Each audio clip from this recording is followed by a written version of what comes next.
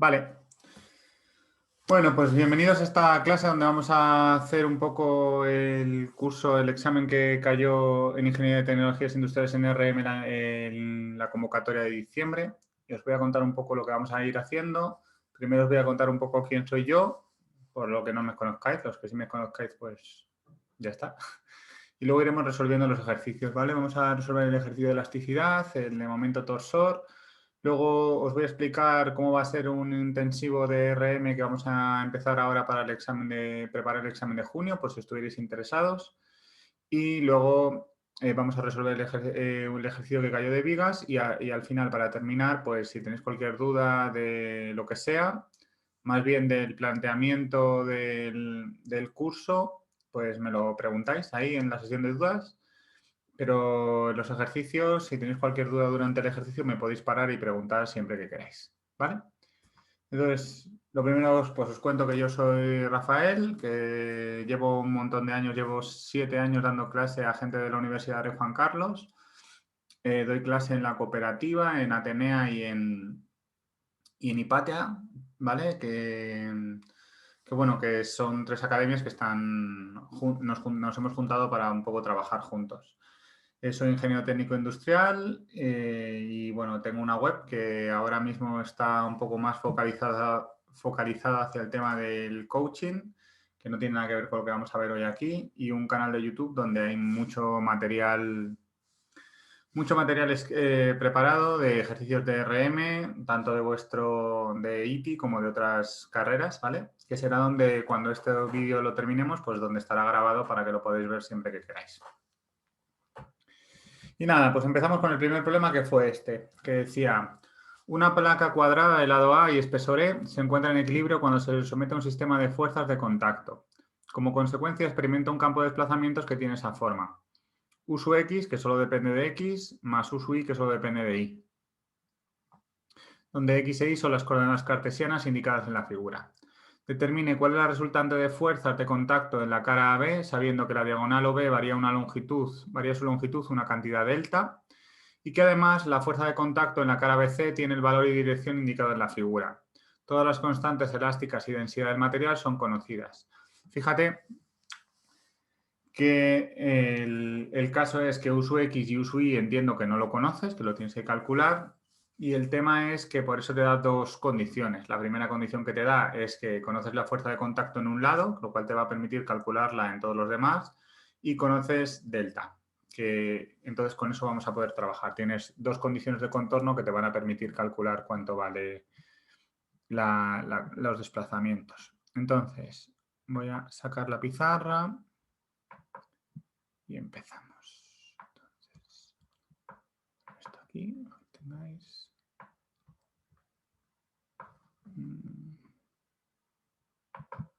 Vale.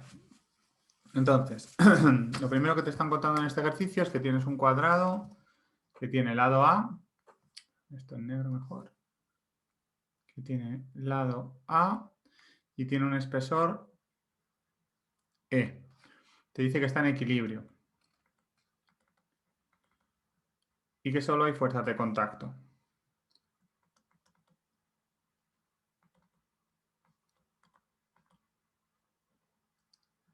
Vale.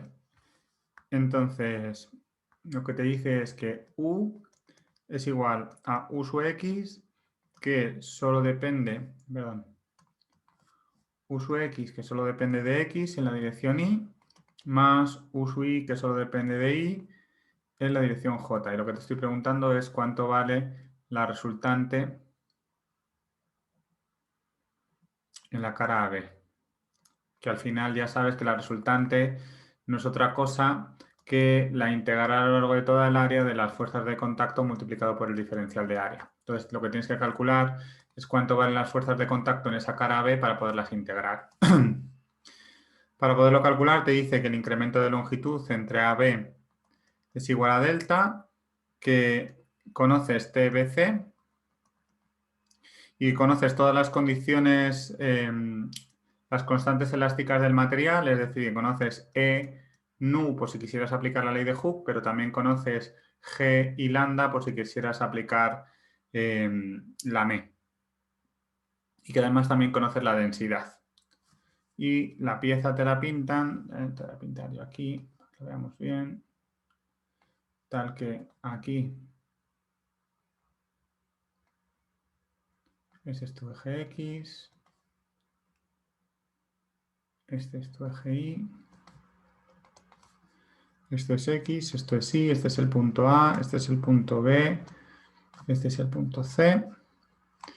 De aquí a aquí sabes que mides A, aquí conoces la fuerza de contacto que te están diciendo que vale P. Cuando te dice P y te lo pintan así, entiendo que se refiere a que P es una tensión, ¿vale? Y, vale, entonces, lo que hago es decir, fíjate, yo voy a intentar calcular estas dos condiciones de contorno, ¿vale? La de esta y intentar llegar a la P, de tal manera que me permita calcular cuánto vale uso X y uso Y. Yo entiendo que el valor de el incremento de longitud entre A y B, eso ya entiendo que lo sabemos, es igual a la integral a lo largo de toda la longitud de epsilon por diferencial de L, ¿vale? Entonces yo necesito saber lo que vale epsilon en la dirección que te estoy diciendo. La diagonal que te está pintando es esta diagonal de aquí. Entonces, yo lo que voy a hacer es calcular un n sub delta, que lo voy a llamar para que sea el de esta dirección, n sub delta, ¿sí? Entonces, yo sé que esta deformación, la deformación lineal en esa dirección, es igual al tensor de deformaciones multiplicado una vez por n sub delta y vuelto a proyectar otra vez sobre n sub delta, ¿vale? Entonces, lo primero que necesito saber es cuánto vale el tensor de deformaciones, puesto que no lo tengo, ¿vale? Y lo que sabemos es que el tensor de deformaciones es igual al gradiente simétrico de U, que esta fórmula os la paso ahora. Si habéis venido ya a clase, que sí que has venido, se supone que la tienes, pero si no, de todas maneras la voy a pasar al grupo, por si alguien que no la tenga la pueda ver.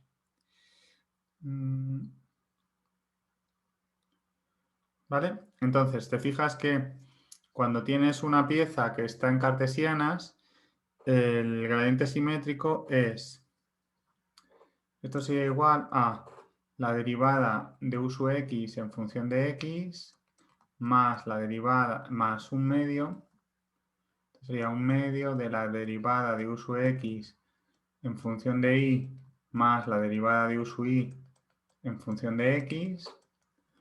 Aquí no hay un más, esto es una matriz, perdonadme. Esto es un medio de la derivada de u sub x en función de z más la derivada de u sub z en función de z, en función de x, perdóname. Aquí sería la derivada de u sub y en función de y. Son todo el rato derivadas parciales, ¿vale? Perdóname que te la estoy pintando como si fueran absolutas, pero son parciales. Y esto sería un medio de la derivada de u sub x, u sub y en función de z más la derivada de u sub z en función de y, y esto sería la derivada de u sub z en función de z. Solo te pinto esta parte porque por simetría la otra parte es exactamente igual. Entonces, como este es tu campo de desplazamientos, tú ya sabes que tu tensor de deformaciones tendrá que ser igual. Esto lo que quiere decir es que u sub x solo depende de x, es decir, que la derivada de u sub x en función de x existe. Esto es la derivada de u sub x en función de x. La derivada de u sub x en función de y no existe y la derivada de u sub y en función de x tampoco existe, porque u sub y solo depende de y. Es decir, que este es 0, este también de aquí es 0. Aquí la derivada de u sub y en función de y sí que existe. Derivada de u sub y en función de y. En función de y. Este no existe porque es 0 todo. Este también es 0, 0, 0. Bueno, realmente no es que no existan, es que son 0, ¿vale? Que es un poco diferente. Entonces, yo ya tengo el tensor de deformaciones. Ahora necesito calcular cuánto vale este n sub delta. Lo que voy a hacer es decir, vale, pues n sub delta es igual. Como lo que te estoy preguntando es por esta diagonal, ¿vale? Te imaginas que esa diagonal midiera 1 y lo que haces es proyectarla sobre el eje de las x, sobre el eje de las y y sobre el eje de las z. Como es una diagonal, esto de aquí son 45 grados, si lo quieres poner en grados, o pi cuartos si lo quieres poner en radianes, lo que más rabia te dé. Esto es exactamente igual. Es decir, que n será igual a la proyección sobre el eje de las x es el coseno de pi cuartos, la proyección sobre el eje de las y es el seno de pi cuartos y la proyección sobre el eje de las z es 0. De tal manera que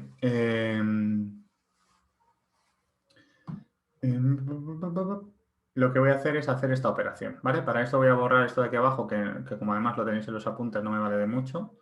Lo borro y lo que hago es hacer esto de aquí. ¿Vale? Entonces multiplico primero epsilon por n y me queda que epsilon multiplicado por n es igual a derivada de u sub x en función de x, 0, 0, 0, derivada de u sub y en función de y, 0, 0, 0, 0, todo esto multiplicado por el coseno de pi cuartos,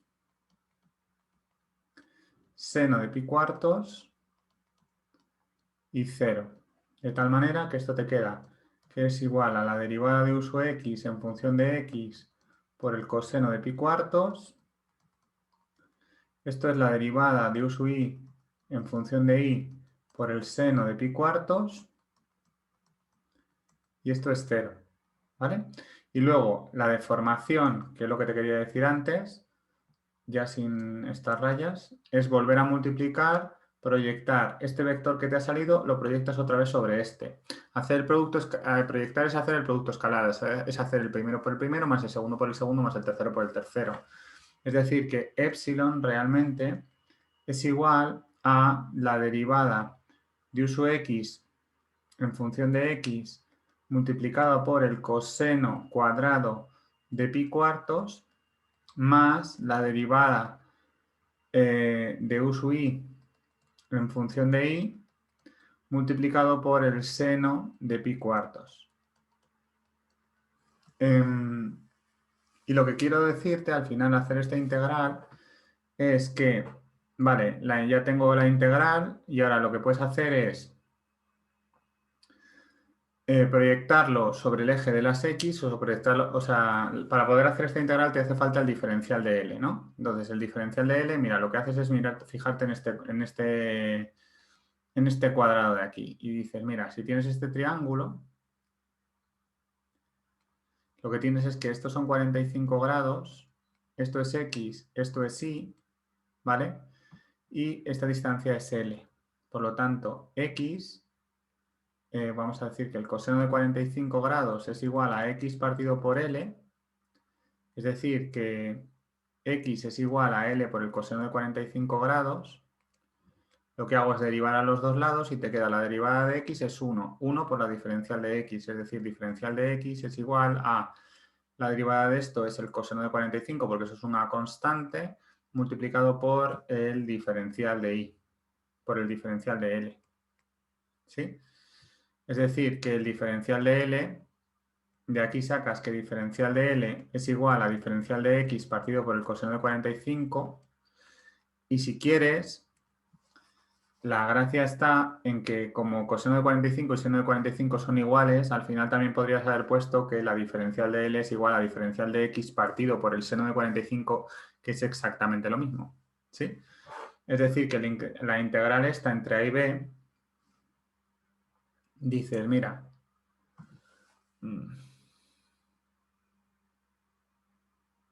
o sea, es que yo creo que esto es lo que se podría hacer, es decir, mira, diferencial de L,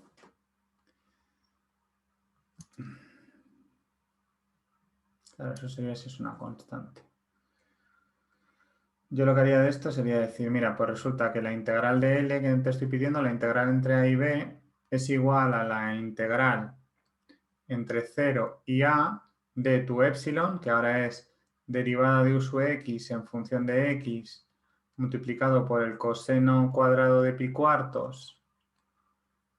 Esto me he comido el cuadrado, esto está al cuadrado también. De pi cuartos más derivada de u sub y en función de y por el seno cuadrado de pi cuartos. Todo esto multiplicado por diferencial de x partido por el coseno de 45 grados, que es el coseno de pi cuartos también. Como el coseno de pi cuartos y el seno de pi cuartos son iguales, tú de aquí podrías decir que este coseno con este seno lo sacas factor común. Y esta integral... Ay.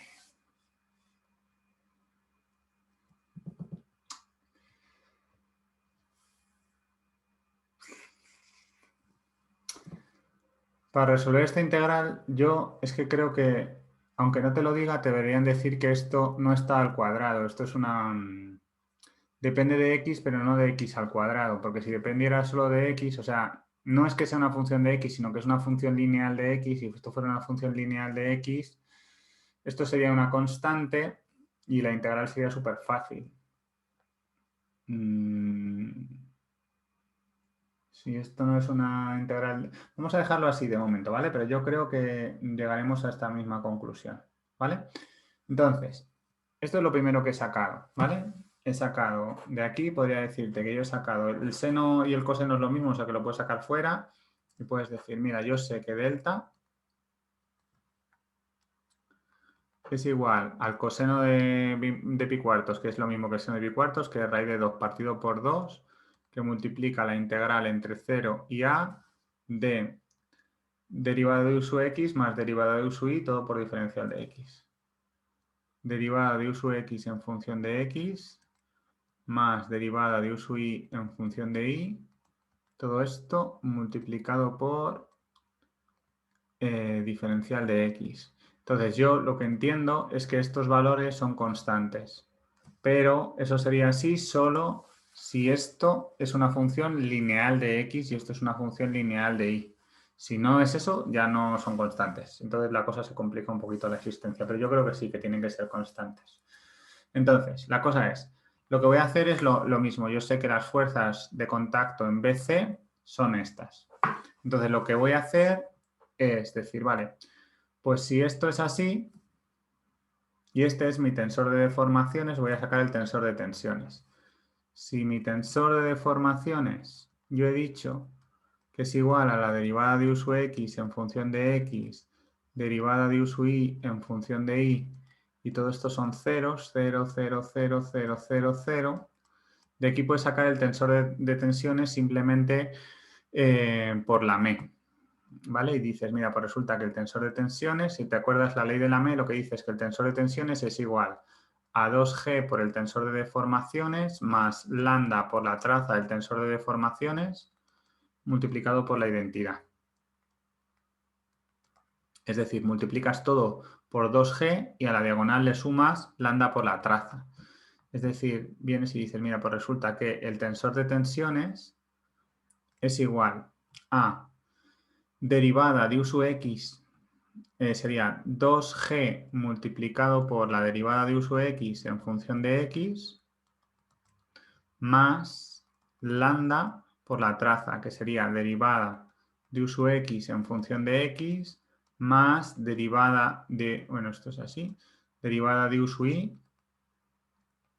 en función de y. Luego este sería 2G por derivada de u sub y en función de y más lambda por derivada de u sub x en función de x más derivada de u sub y en función de y. Y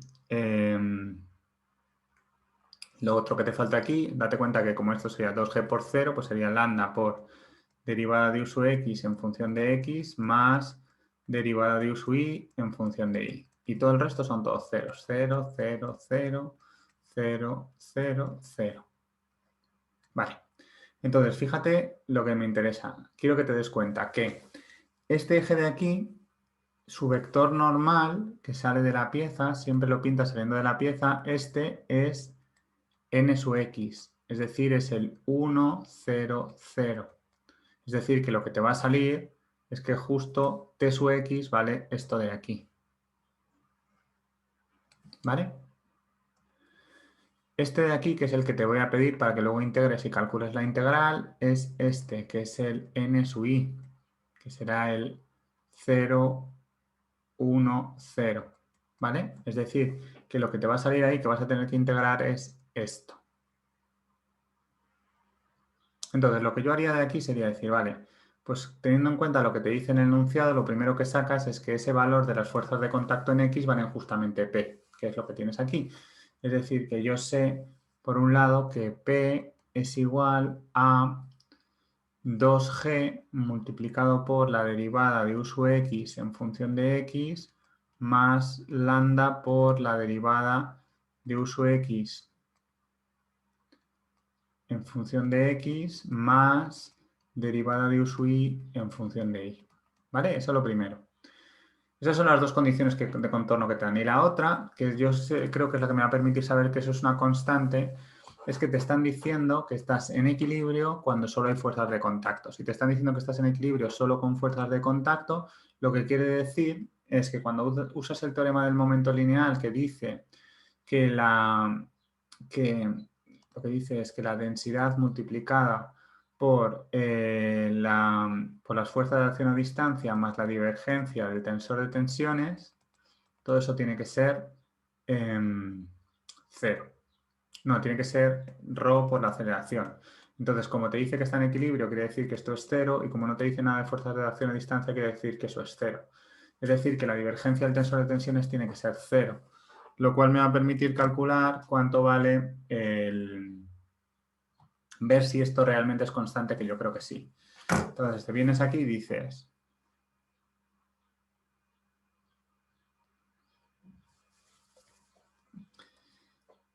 Entonces, lo que vienes aquí, te vas a buscar tu función de la divergencia, ¿vale? La divergencia de sigma dice...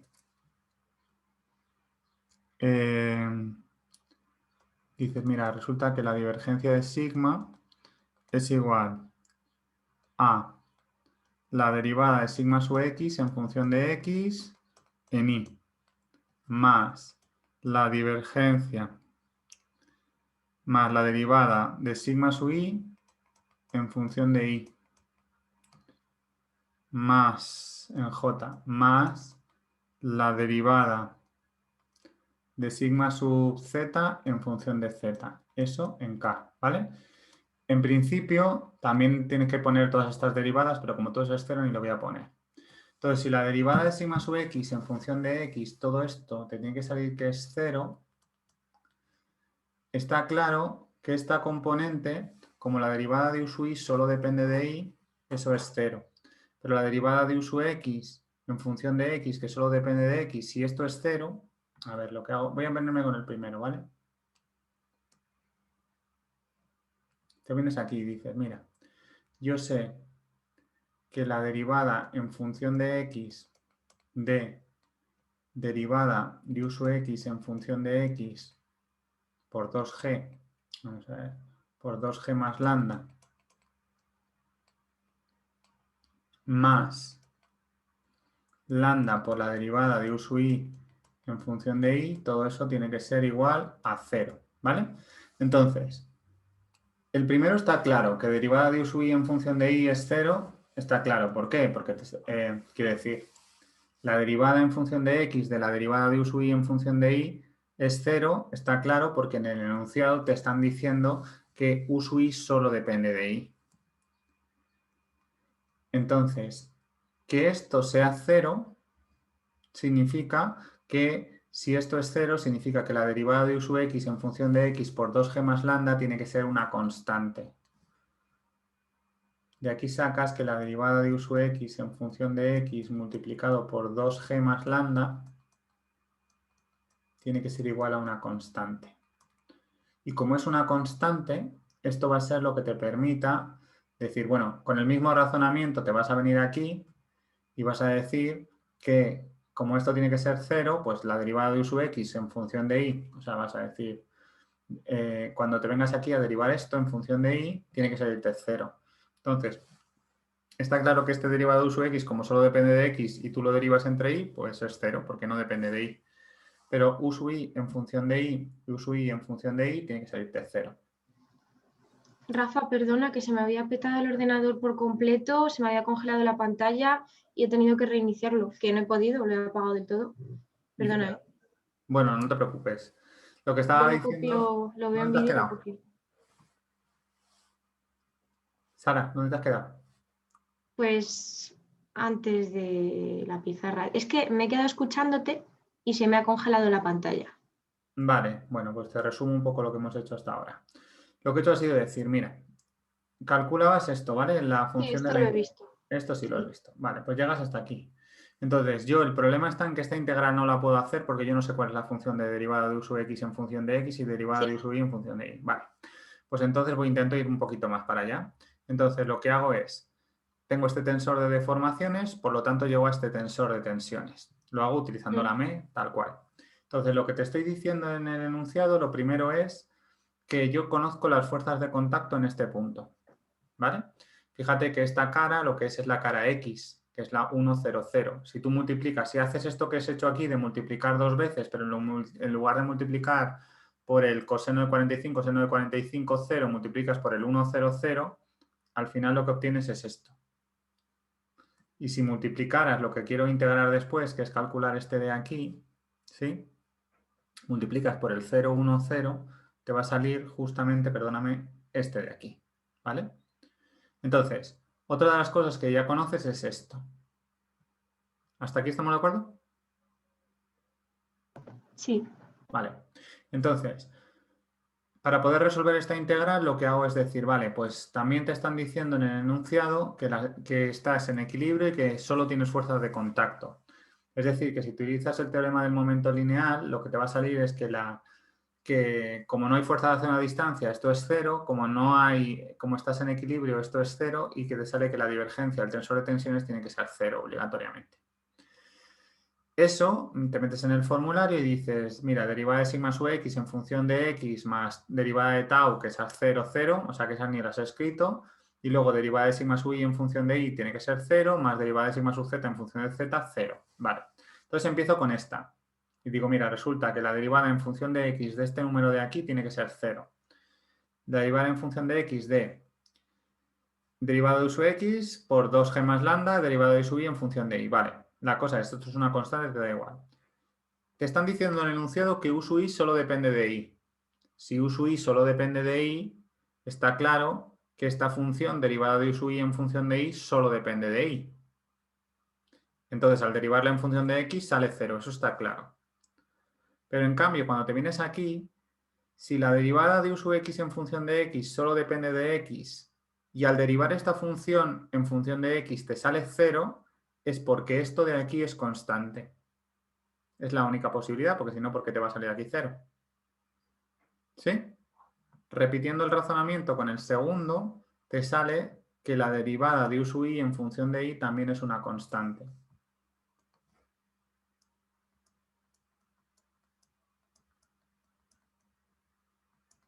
Y una vez que sabes esto, que la derivada de u sub x en función de x es una constante y la derivada de u sub i en función de y es una constante, ya sí que puedes hacer esa integral, porque te queda que delta es igual a la raíz de 2 partido por 2 multiplicado por derivada de u sub x en función de x, que lo puedes llamar si quieres.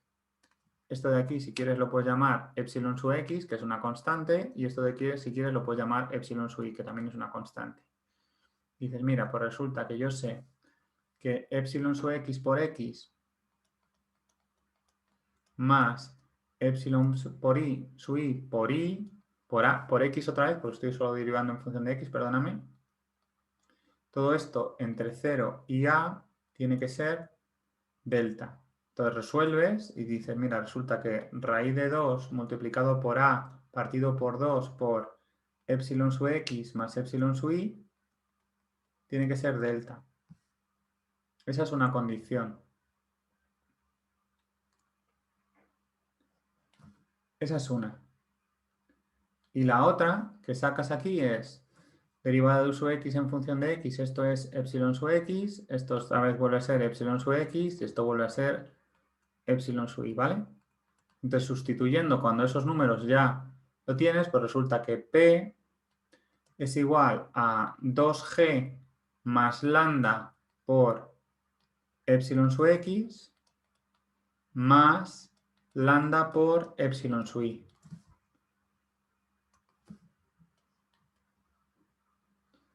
Esto es un sistema de dos ecuaciones con dos incógnitas, que son epsilon sub x y epsilon sub y, que son constantes, que ya he visto antes que son constantes, pero esto es un sistema compatible determinado, con una única solución de lo que sacas epsilon x y epsilon y. ¿Hasta aquí estamos de acuerdo?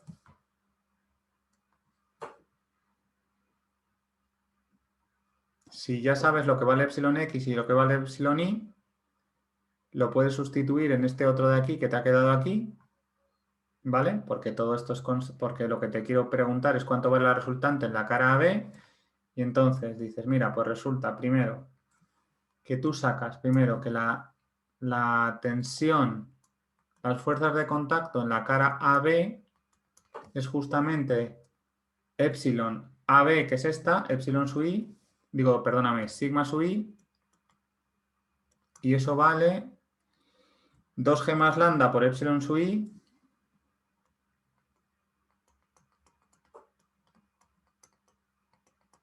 más lambda por epsilon sub x, que son datos que ya has calculado antes.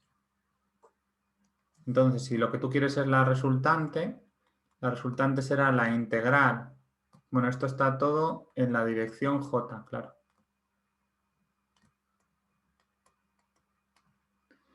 Será la resultante a lo largo de toda el área de sigma sub i multiplicado por tu diferencial de área, que como todas tus sigma sub i es constante, pues ya lo único que tienes que hacer es decir que esto vale 2g más lambda por epsilon sub i más lambda por epsilon sub x, que es todo constante, o sea que sale fuera de la integral, ¿vale? Como esto todo es constante, sale fuera de la integral, y te queda la integral a lo largo de toda el área de tu diferencial de área, que no es otra cosa que decir, si tienes que tiene lado A y espesor E, el área esta que tienes aquí, en otro color, en verde, por ejemplo, si esto mide A y tienes un espesor que te estoy diciendo que mide E, ese área es A por E. Es decir, que es esto multiplicado por A por E en la dirección J. Y eso es lo que te estaban preguntando en este ejercicio. ¿Bien? ¿Hasta aquí estamos de acuerdo? Sí. Genial. Pues vamos a por el segundo. El segundo problema, estoy aquí, digo.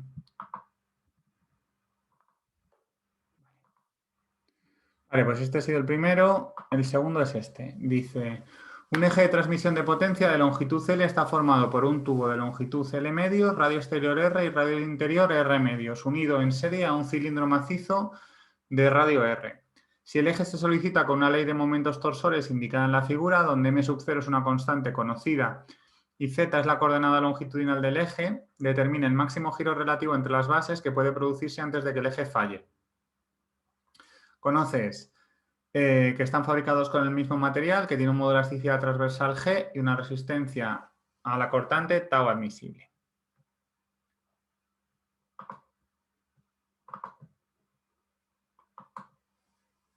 Vale, pues sacamos otro problema. Y lo que te está diciendo es que tienes una pieza. Esto.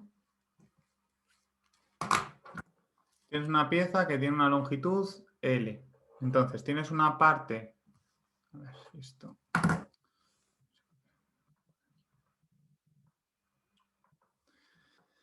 Tiene una longitud L. Entonces, tienes una parte hueca que tiene una longitud L medios, que tiene un radio exterior que vale R, un radio interior que vale R medios, y luego tienes una parte maciza que tiene una longitud que son L medios y un radio R. Te dice que tienes un M sub 0, que es un dato conocido, y que conoces tanto la G como la tau admisible del material. Vale, entonces la cosa es, tú pintas tu tubo, que tiene esta forma, tiene una mitad que es hueca y la otra que es maciza. De tal manera que de aquí a aquí hay L medios Y aquí hay N medios. Entonces, tu diagrama de momentos, torsores, te lo dan enunciado, pues no lo tienes que calcular tú. Tienes esta forma. Avanza como hasta aquí y luego aquí es constante.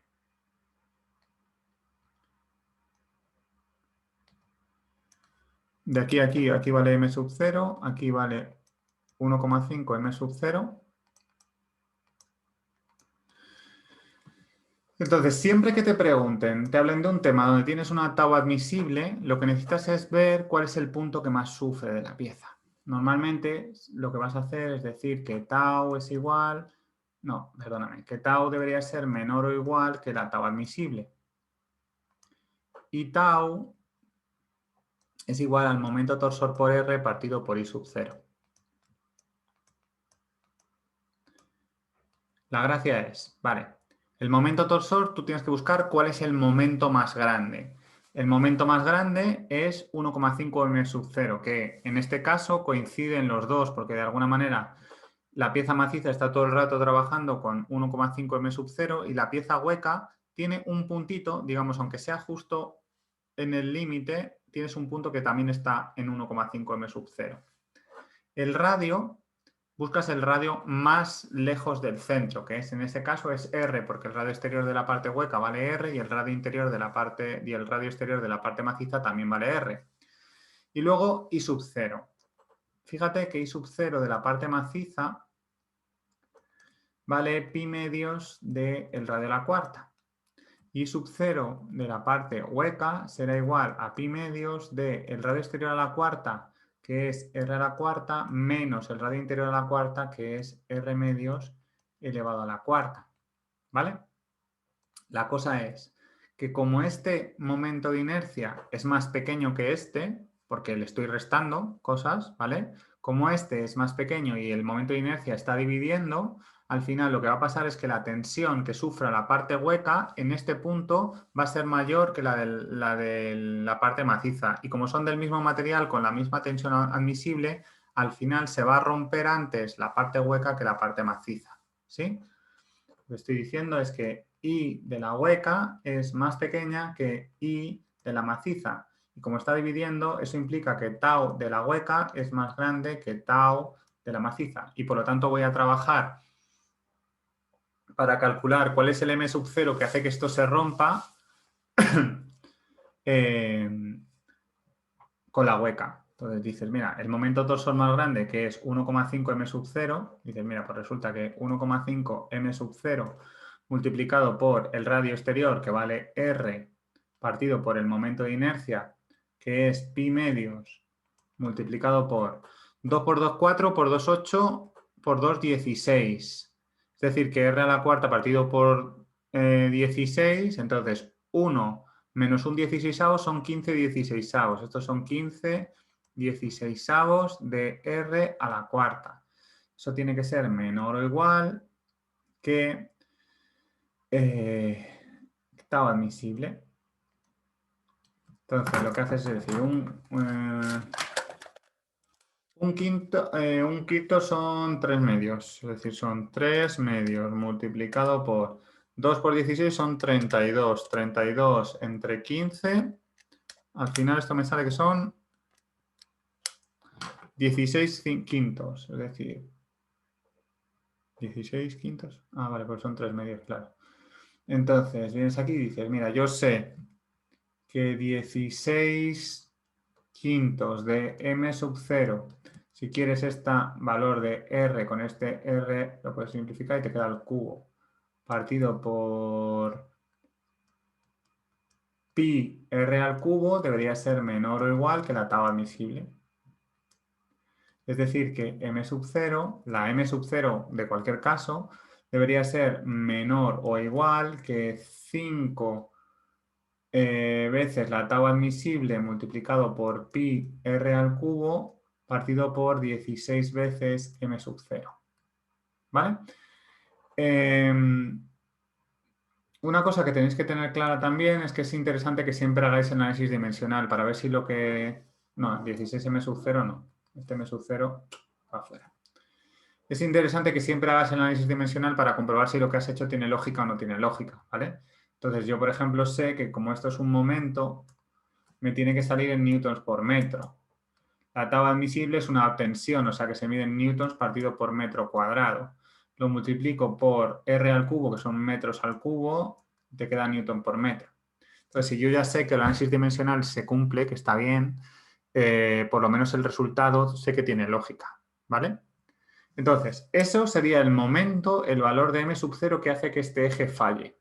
Pero lo que te estoy preguntando no es eso, sino que te estoy preguntando es cuánto es el giro que hace que falle.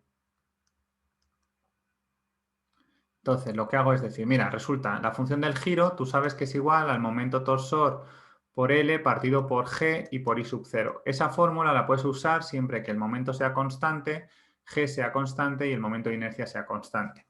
Pero en este caso no se cumple. ¿Por qué? Porque, primero, el momento torsor no es constante, porque aquí tienes una función y aquí es constante. O sea que el momento torsor en este tramo y en este tramo no es igual. Luego, G sí que es constante, pero I sub 0 no es, porque aquí en un tramo voy a tener una parte maciza y en un tramo es hueca y en el otro lado es maciza. Por lo tanto, pega saltos, ¿sí? Es decir, que realmente lo que voy a decir es que, mira, mi giro, como tengo una parte maciza y una parte hueca, será igual al giro de la parte maciza más el giro de la parte hueca. Si yo tengo en cuenta el giro de la parte maciza, vale, en la parte maciza todo es constante porque el momento torsor es constante, el material es constante y el momento de inercia es constante. Pero en la parte hueca el momento sigue una función, ¿vale? Entonces, de alguna manera, esto me va a quedar que es igual al momento de la parte maciza, que hemos dicho que vale 1,5 m sub 0. Pues 1,5 m sub 0 por la longitud de la parte maciza, que es un medio. L medios, perdóname. Partido por la G, que es G, por el momento de inercia de la parte maciza, que es pi medios por R a la cuarta, más. Como en la parte hueca esto varía en forma de función, esto lo tengo que hacer como una integral, una suma de giros diferenciales. Entonces, esto será igual a la integral entre 0 y L medios de el momento, que es una función que depende de z, que ahora veremos cómo se calcula, por diferencial de z partido por el momento de inercia, que será g por el momento de inercia, que es esto que hemos puesto aquí, que es esto que había puesto aquí. Es decir, 15 pi por r a la cuarta partido por 2 por 16, que son 32. ¿Vale? Entonces, la gracia es la siguiente. Esto es una función, el momento que depende de z es una función que es la función de una recta. La función de una recta es que y es igual a mx más b. En este caso, mi variable independiente no se llama y, sino que se llama momento, y mi variable independiente no se llama x, sino que se llama z. La pendiente siempre es... Joder, voy a poner un poquito más atrás, ¿vale? La pendiente siempre es lo que vale al final menos lo que vale al principio dividido entre la longitud, es decir, sería 1,5 m sub 0 menos m sub 0 partido por L medios, multiplicado por mi variable independiente, que hemos dicho que en este caso se llama z, más la ordenada en el origen, que es cuánto vale el momento cuando z vale 0, es decir, m sub 0.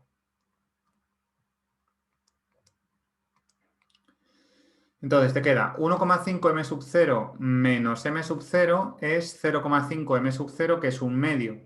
Un medio entre 2, un medio entre 2 es... Un medio entre 2 es nada, es 0. Es decir, que te queda que esto es m sub 0 por z partido por L más m sub 0. A mí me gusta que siempre intentes sustituir en los extremos para comprobar que el resultado que has hecho tiene lógica. Si yo sustituyo cuando z es igual a 0, este elemento de aquí se te va todo fuera y te queda que es 0.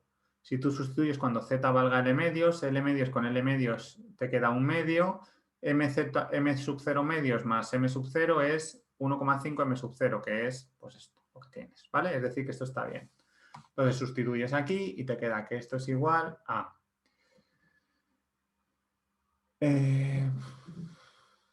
bueno, si quieres hay cosas que puedes simplificar. Si quieres, por ejemplo, este 2 con este 2 lo puedes simplificar. Y te queda que esto es igual a 1,5 m sub 0 multiplicado por L partido por G por pi r a la cuarta, que más la integral, voy a poner aquí una línea, la integral entre 0 y L medios del momento, que es el que acabo de calcular, que si quieres puedes decir que esto vale m sub 0 multiplicado por z partido por L más 1 multiplicado por diferencial de z partido por esto que hemos sacado aquí, que es g por 15 pi r a la cuarta partido por 32. Entonces, saco aquí el valor del ángulo y digo, mira, pues el giro será igual a 1,5 m sub 0 multiplicado por L partido por G por pi r a la cuarta más 32 veces m sub 0 partido por 15 veces G por pi r a la cuarta multiplicado por z al cuadrado partido por 2L más z. Todo esto entre 0 y L medios. La verdad es que a lo mejor podría haberlo puesto para no tener que andarlo copiando todo el rato. Bueno, esto de aquí lo puedes sacar todo factor común si quieres. M sub 0, G, pi, r al cuadrado, todo esto lo puedes sacar factor común. No, la R no. Calla, hombre. Lo que saco factor común es todo menos la L. La L la sacaré ahora después.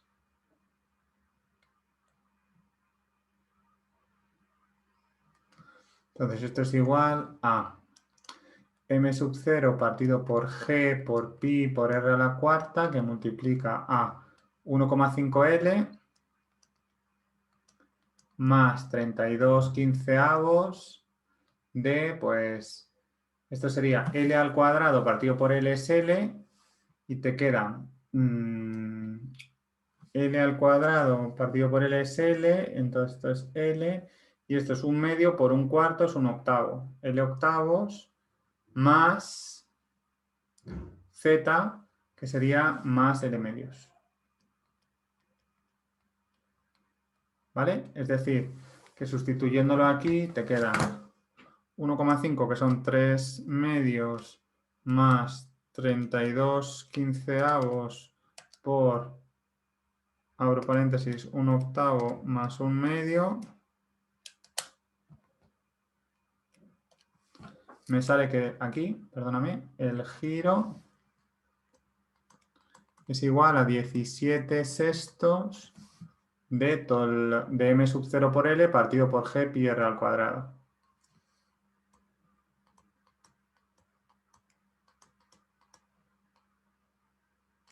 G pi r a la cuarta, ¿no?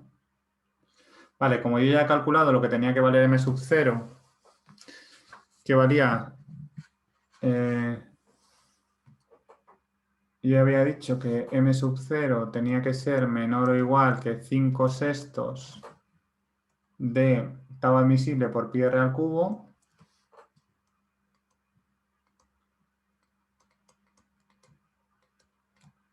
Lo que haces es juntar estas dos fórmulas y te queda que el giro debería ser menor o igual que 5/16avos. No sé por qué he puesto. Son 5/16avos, ¿no? 5 partido por 16. 1 partido por 3 son 2. No sé por qué he puesto aquí. Son 5/16avos. Vale. Entonces sustituyes y te queda que estos son 17 sextos de m sub 0, que son 5/16avos de tau admisible multiplicado por pi r al cubo, todo esto multiplicado por L, partido por G, por pi, por r a la cuarta. Simplificas lo que puedas, este valor de pi con este valor de pi lo puedes simplificar, este r al cubo con este te queda r, y 17 sextos por 5/16avos, yo creo que eso no 85,96avos. Me queda que phi debería ser menor o igual que 85,96avos de tau admisible multiplicado por L partido por G por R. Lo que quiero que te fijes también es en el tema del análisis dimensional. Estos son radianes, es decir, que no tiene unidades. Esto, el número este no te puedo asegurar 100% que esté bien, creo que sí, porque me ha salido 17, me salió 17 entre 19,2, que son 0,88, y hoy me ha salido 85 entre 96, son 0,88. Vale, lo he hecho dos veces, me ha salido lo mismo, pues imagino que está bien. Pero lo que me interesa que siempre te fijes es el análisis dimensional. Te fijes que esto es tau admisible, ¿vale? La L, entonces tau admisible son pascales, pascales entre pascales se simplifica, L son metros, R son metros, metro entre metros se simplifica. Y entonces el giro te sale sin unidades y las radianes son sin unidades, ¿vale? Venga, ¿alguna duda con este? Si no, continuamos al siguiente. Vale. ¿Qué? ¿No había dudas o quieres que vuelva? No, bien, muy bien. Ah, genial. Vale, pues os sigo contando. Bueno, contaros que lo que vamos a hacer para junio es montar un intensivo para preparar el examen. Las clases las vamos a hacer por Zoom, que bueno, es la plataforma que estoy usando para grabar esta clase. Y luego todas las clases grabadas, pues las pondré en un Classroom. Crearé el Classroom de la clase y entonces cada una de las clases pues las iremos colgando, ¿no? Por ejemplo, este es un ejemplo de otro grupo. Entonces, pues nada, las subo a YouTube y las tenéis aquí todas. ¿Vale? Tampoco hace falta que nos veamos ahora esto. Y luego, aparte, tenéis el tema del trabajo de clase, que tenéis todo el material en PDF y la teoría en vídeo para que la podáis ver, ¿vale? Estos son la teoría y problemas para que lo podáis resolver, ¿vale? Eso es lo primero. Luego sigo con esto para que lo veamos bien. Y digo, el pago, a ver, me voy. Las clases las quiero empezar la semana que viene en función también de vosotros, de vuestra disponibilidad y de si queréis o no. El grupo mínimo de alumnos para abrir un grupo serían 5 y el máximo serían que haya 20 personas en directo. Quiero decir, si a lo mejor se apuntan 30 personas, pero hay 15 que quieran verlo en diferido, pues no abriremos otro grupo, porque ahora con los intensivos suele haber bastante problema de tiempo, ¿vale? Las clases se grabarán todas y se subirán al Classroom, como hemos contado. El pago se puede hacer o por Bizum o por transferencia y tenéis que mandar un correo de confirmación. Ahora os mando al grupo de WhatsApp que hemos hecho los datos para hacer el pago, para que los tengáis. Y luego contaros que el precio serán 220 €, donde lo que haremos será hacer toda la asignatura, ¿vale? Si por lo que sea la gente está buscando otra cosa, porque ya hayáis visto la asignatura y queréis a lo mejor solo problemas o otra cosa, pues simplemente me lo tenéis que comentar y lo vemos, ¿vale? En principio esta es la opción general de intensivo, pero que siempre estoy abierto un poco a lo que vosotros necesitéis, adaptarnos a vuestras necesidades, ¿vale? Seguimos con el último problema que fue este ejercicio de vigas, que hablaba de decir, tienes un tensor de apriete que está formado por un tambor circular rígido conectado a una barra elástica vertical a través de un cable elástico como indica la figura. Determinar cuál es el máximo ángulo que puede girar el tambor antes de que la barra falle. Suponga que el fallo de la barra se produce antes que el del cable. Te dan los datos del cable, la sección transversal, la longitud, el modo de elasticidad y de la barra te dan el momento de inercia con respecto al eje horizontal de la sección Y, es decir, el momento de inercia por donde se va a doblar, el espesor de la sección, el modo de elasticidad y la tensión de tracción admisible I. Hay dos datos que no te dan, pero yo entiendo que los deberías conocer, que son el radio del tambor y la altura de la viga, ¿vale? Porque como está trabajando a flexión, no vienen expresamente, pero entiendo que de alguna manera os lo dan, que será una errata al poner el problema. Entonces, Lo que te están diciendo es que tienes, primero, un tambor que es rígido.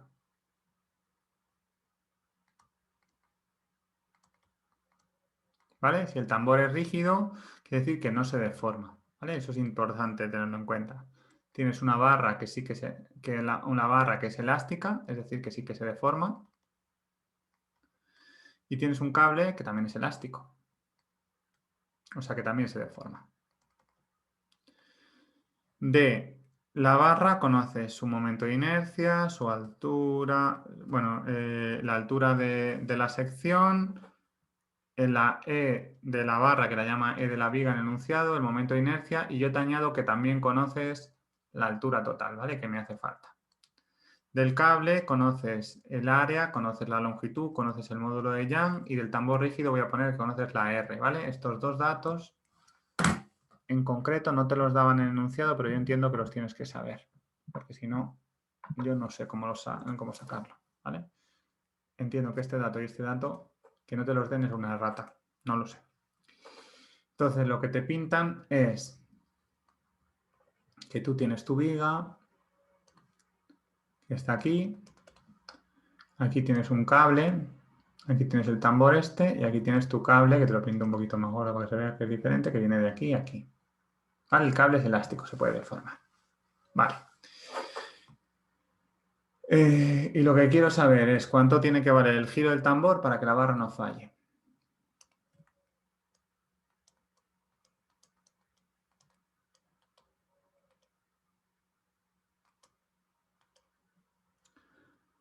Lo hemos hablado algunas veces, siempre que te pregunten que la barra no falle, tú lo que vas a hacer es calcular para que sí que falle. Entonces, piensa un poco lo que va a pasar aquí. Si este tambor se va a girar, ¿vale? Significa que una pieza que estaba aquí va a pasar a estar como aquí, ¿vale? Aquí hay un giro, que es el que te estoy preguntando. Este giro, ¿vale? Si gira, de alguna manera, es porque aquí va a estar tirando del cable y el cable va a tirar de la viga, ¿vale? De tal manera que lo que vas a tener es, por un lado, tu viga va a estar trabajando a flexión con una fuerza que tira para acá, que valdrá la F del cable, que tú la desconoces, no sabes cuánto vale. Y luego tienes tu cable, que además se estira. Tienes tu cable que se estira con una fuerza que valdrá F del cable.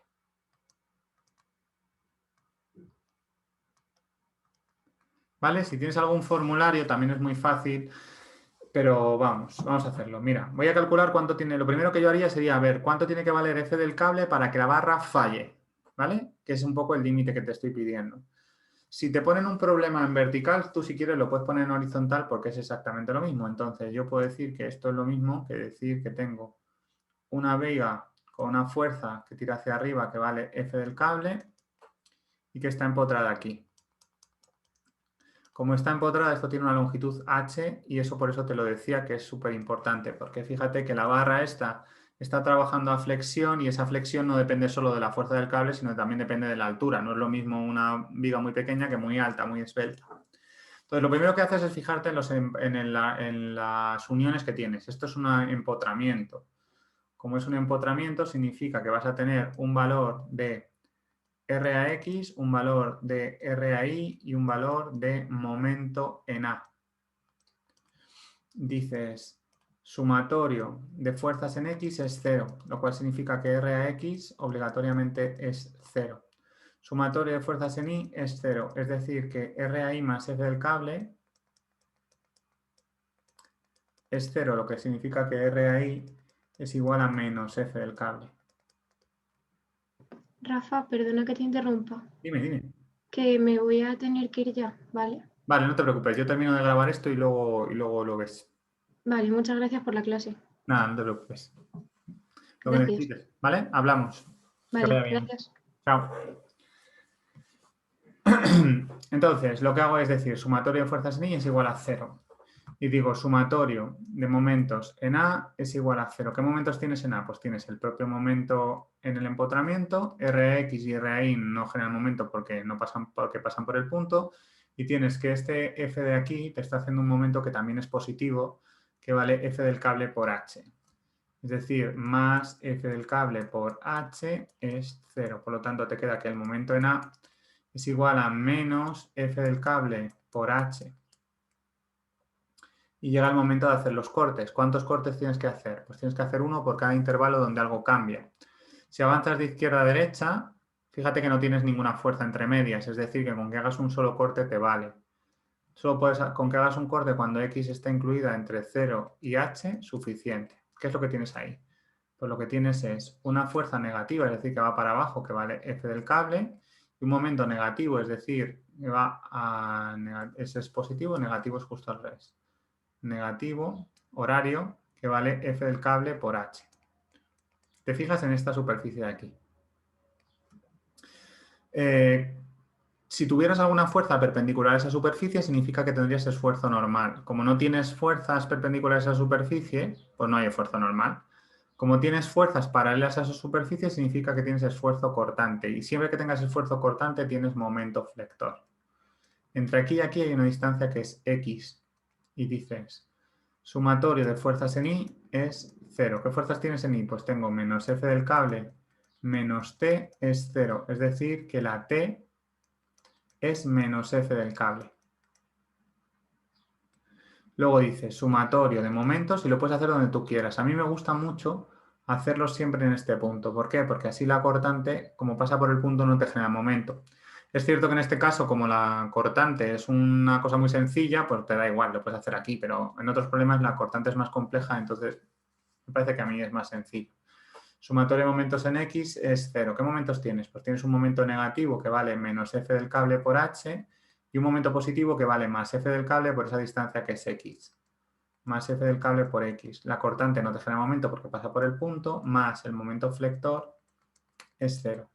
Es decir, que el momento flector te queda que vale F del cable por H menos X.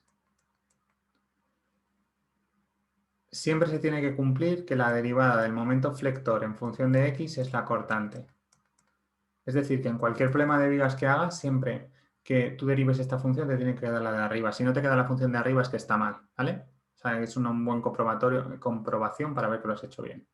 Entonces represento los diagramas, aunque no me los pidan expresamente. Tienes tu diagrama de cortantes, tu diagrama de momentos flectores, cortante, momento flector, y dices... La cortante es todo el rato constante y vale menos F del cable.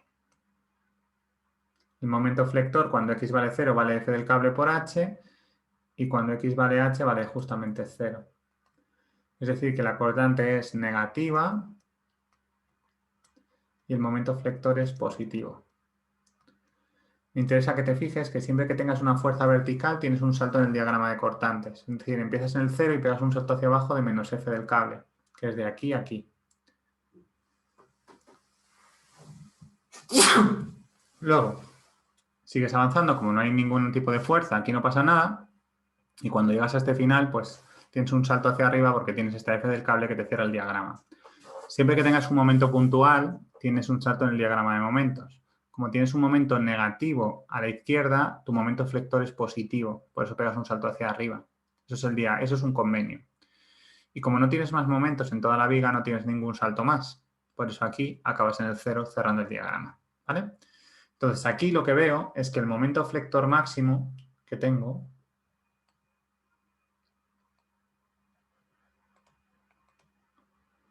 es igual a F del cable por H. Lo que yo quiero saber, lo que yo quiero que pase es que la tensión, para que la barra no falle, debería ser menor o igual que el límite elástico de la viga, que te lo están dando, pero bueno, yo lo llamo así. Entonces, esta tensión la calculas con la ley de Navier, que dice que menos el momento flector por I partido por IZ debería ser menor o igual que el límite elástico. Lo que voy a hacer es sustituir. Cosas que me parecen interesantes que te fijes, pues la primera, este menos, o sea, todas las vigas normalmente, aunque en este caso no te digan la geometría, las vigas normalmente son materiales simétricos, ¿vale? Es decir, que la distancia hacia la parte de arriba de la viga y hacia la parte de abajo de la viga es exactamente la misma, h medios o menos h medios. Como este momento flector es positivo, lo que quiere decir es que la parte de arriba de la viga, o sea que se está doblando como una carita feliz, se está doblando así. Si el eje neutro es una línea que pasa por aquí, ¿vale? Toda la parte por encima del eje neutro está compresión y por abajo está tracción. La ley de Navier sería menos, más, menos. Por eso la parte de arriba está compresión. En cambio, por debajo del eje neutro sería menos, por menos, más. Pero como la viga es simétrica, y todas las vigas lo son, la distancia al eje neutro por arriba y por abajo es exactamente la misma. Es decir, que la tensión absoluta, el valor absoluto, es la misma arriba que abajo. Por eso este menos, si quieres, lo puedes obviar y trabajar en valor absoluto. Y decir, mira, pues resulta que el momento flector máximo, que es F del cable multiplicado por H, multiplicado por la distancia al eje neutro, que son H medios, partido por el momento de inercia, que es I, que te lo estoy dando en el enunciado, debería ser menor o igual que el límite elástico, que es Y. De tal manera que sacas que F del cable siempre tendría que ser menor o igual que 2 veces I por I partido por H por H. ¿Vale? La pregunta es, ¿cuál es el giro de la pieza que provoca esa deformación? Y para eso te voy a hacer este dibujo, pero más grande. Mira, lo que haces es decir, vale, yo tengo mi barra, ¿vale? Que está así, tal que aquí. Entonces tú tienes esta barra que está tal que aquí. Te lo pinto así, ¿vale? Y el cable viene más gordo por aquí. Vale. Entonces, lo que te estoy diciendo es que el giro este de aquí, el giro de aquí a aquí, a ver, que este punto primero estaba aquí, ¿vale? Y gira hasta ponerse en un ángulo que está aquí. Este es el ángulo, ¿vale? Es decir, que este punto ahora se ha movido hasta aquí, lo cual significa que esta distancia de aquí es lo que se ha movido el punto. ¿Cuánto vale esa distancia? Pues sabiendo que este ángulo vale R y que esa distancia es phi, esta distancia vale R por phi. ¿Sí? Y el cable este se habrá estirado, ¿vale? O sea, primero, la viga se habrá doblado de tal manera que esta viga pues habrá hecho algo así. De tal manera que la distancia entre este punto y este punto es la flecha de la viga. Y también el cable te dice que es elástico. Es decir, que aquí habrá un incremento de longitud del cable. En principio, la idea es que esta distancia de aquí, que es lo que se ha movido, pues es lo que ha avanzado este punto más lo que ha avanzado este punto. No me ha quedado muy a escala, ¿vale? Lo entiendo, pero esa es la idea. Lo que gira el arco mueve ese punto en vertical y como estamos en pequeñas deformaciones, lo que hacemos es suponer que esa distancia de R por phi es aproximadamente esta distancia que te pinto ahí en azul, que esto sería igual al incremento de longitud del cable más la flecha de la viga. ¿Sí? Entonces, te vienes aquí y dices, mira, pues la compatibilidad de deformaciones es esta. Que phi multiplicado por R del tambor tendrá que ser igual al incremento de longitud del cable más la flecha de la viga. Para calcular cuánto vale la flecha de la viga, te tienes que ir a la fórmula del Timoshenko, ¿vale? La fórmula del Timoshenko dice que la flecha de una viga situada tal como esta, bueno, te lo voy poniendo diferente. Te vas al Timoshenko y dice que la flecha de la viga, que es el valor absoluto porque está justo al final, fíjate que en este dibujo tu viga está justo al final, ¿vale? La flecha de la viga es F, en este caso es F del cable, por H al cubo partido por 3 veces EI. Como el cable está trabajando a tracción uniaxial porque no puede trabajar a nada más, el incremento de longitud del cable vale la F del cable, que es la fuerza que está trabajando, por la longitud del cable partido por E del cable y por el área del cable. Entonces, aplicas la compatibilidad de deformaciones y te queda, bueno, la R la puedes despejar y decir, mira, pues resulta que phi es igual a 1 partido por R que multiplica a F del cable por L del cable partido por E del cable y por el área del cable, que además aquí te están diciendo que la L del cable es L y esto es E, así que ahora lo sustituiré. Y he mirado en mi formulario de vigas y la flecha de la viga vale la F del cable por la altura de la viga elevado al cubo partido por 3 veces EI. Como yo ya he calculado lo que vale la F del cable, diré, mira, pues resulta que el giro debería ser menor o igual que la F del cable, la puedo sacar factor común y vale esto. 2 veces I por I partido por H por R, esa R no te la puedes comer, multiplicado por la longitud del cable que te dice que vale L partido por E por A, más la fuerza del cable, le saco factor común, H al cubo partido por 3 veces I por I. 3 veces E por I. ¿Vale? Y eso último que te estoy pidiendo, esto es el giro que te puedes permitir. 1 partido por R, 2 I, H, ¿vale? L, E, A, H al cubo, 3 E. ¿Vale? Pues eso es lo que te estaban pidiendo. Así que, como al final me he quedado un poco solo, entiendo que no hay dudas. Entiendo que no hay dudas, así que nadie tiene ninguna duda. Si alguien tiene, pues me puede escribir al correo hola@rafaelescalera.com, que lo pondré abajo en la descripción. Y nada, pues recordarte que si te quieres apuntar al intensivo, pues estaré encantado de ayudarte o cualquier cosa, solo te tienes que poner en contacto conmigo y que tienes más material gratuito en el canal de YouTube. Pues muchas gracias, que pases buen día y nada, que vaya muy bien en el examen de junio. Chao.